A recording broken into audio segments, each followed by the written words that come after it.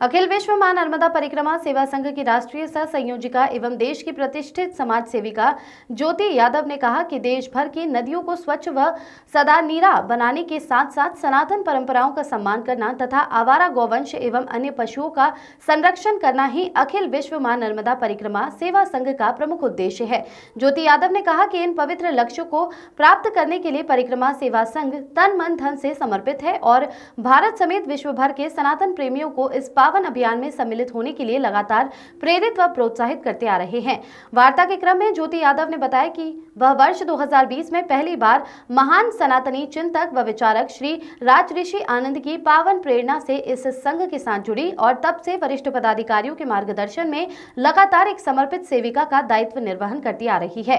प्रस्तुत है उनसे वार्ता के कुछ प्रमुख अंश। रमाकांत पंत के साथ मदन मधुकर की रिपोर्ट। माँ गंगा का गंगत्व सदैव ही पूजनीय है और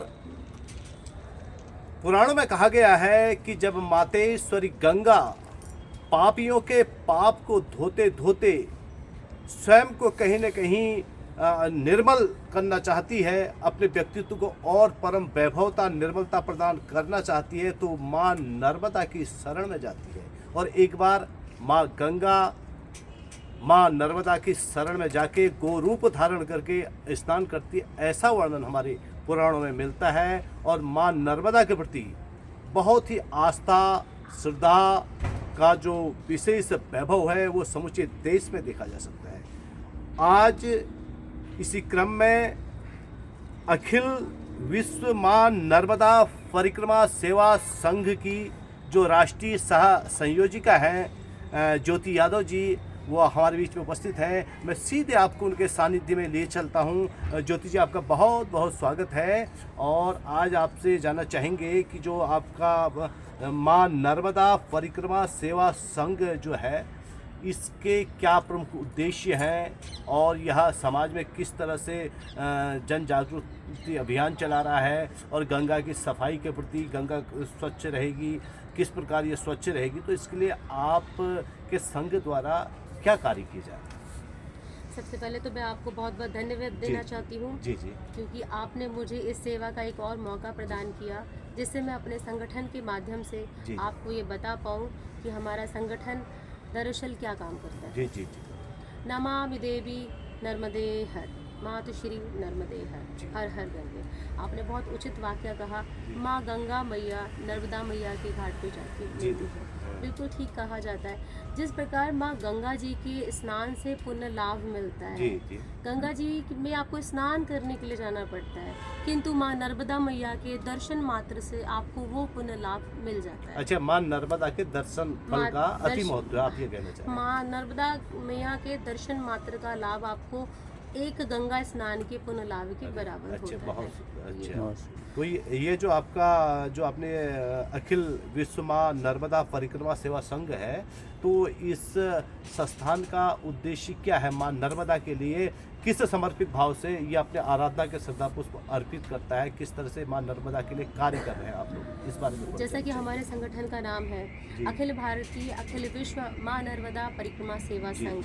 सेवा संघ सेवा भाव है जो सबसे पहले तो हमारे नर्मदा परिक्रमा वासी जो हमारे श्रद्धालु वासी परिक्रमा लगाते हैं उनकी निःशुल्क खान पान की व्यवस्था, निवास की व्यवस्था, स्वास्थ्य व्यवस्था का हमारा संगठन ध्यान रखता है और आसपास के वातावरण में स्वच्छता का, वृक्षारोपण का एंड घर घर नर्मदे हर हर नर्मदे का भी ध्यान रखता है कि प्रभु मतलब माँ नर्मदा के जो महिमा है उनको भी प्रोत्साहन देते हैं और नर्मदा घाट की, सरयू घाट की, गंगा घाट की, स्पेशली हमारे जो तीर्थ प्रयाग की पुण्य नदियां हैं उनका स्वच्छता का अभियान हमारा संगठन चलाता है। जी।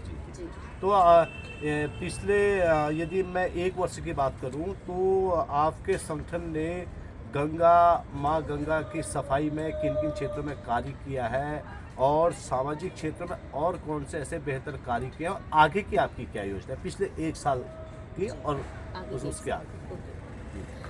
पिछले साल हमने हमारा माघ मास का कल्पवास था प्रयागराज में जी, ही, जी, जी। हमारा शिविर भी था। जी जी उस दौरान हमें एक सौभाग्य प्राप्त हुआ माँ गंगा मैया के घाट में स्वच्छता अभियान चलाने का, जी जी। जहाँ पर हमने गंगा घाटों की अच्छा सफाई अच्छा, की थी। मतलब महाकुंभ में आपके संस्थान के सफाई में बहुत अच्छा योगदान रहा ये। इसके अलावा हम सरयू घाट पर भी गए थे अयोध्या में। अच्छा रामलला दरबार में भी हमने स्वच्छता अभियान और वहाँ पर भोजन व्यवस्था का भी इंतज़ाम करवाया था।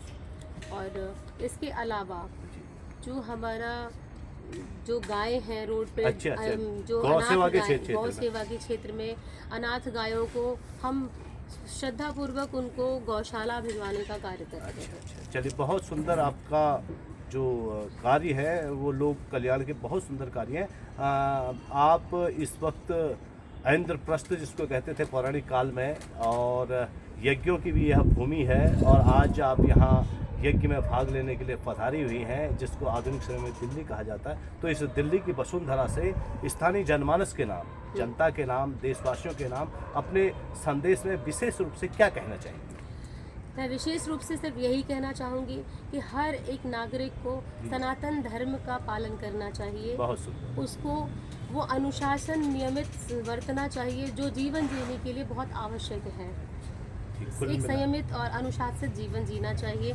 उसके लिए जो नियम होते हैं, आपको सेवा करना है, मानव सेवा, जन सेवा, पशु सेवा, और ये महत्वपूर्ण है, हमें अपने आसपास पौधारोपण, वृक्षारोपण का विशेष पर्यावरण। ध्यान देना चाहिए, पर्यावरण का विशेष। कुल मिला के बहुत ही अच्छा आप लोगों का उद्देश्य है कि लोक कल्याण आपके उद्देश्य में प्रमुख है। परहित सरिस धर्म नहीं भाई, यह आपका प्रमुख उद्देश्य है। गौ सेवा के क्षेत्र में आप गाय विश्व माता कहा गया है कि गाय विश्व की माता है, उनकी सेवा के क्षेत्र में आपका मतलब विशेष अभिरुचि है। कुल मिला के आपके बेहतर कार्यों के लिए आपको हमारी ओर से बहुत बहुत धन्यवाद है। और इस यज्ञ के बीच में जो यज्ञ यहाँ पर आयोजित हुआ है आज दिल्ली क्षेत्र में, और इंद्र जिसको पहले इंद्रप्रस्थ कहा जाता था, पांडवों की राजधानी कही जाती थी, और वर्तमान समय में दिल्ली कहा जाता है, और इस भूमि पर आपने आज अपना अमूल्य समय हमें प्रदान किया, इसके लिए आपका बहुत बहुत धन्यवाद है।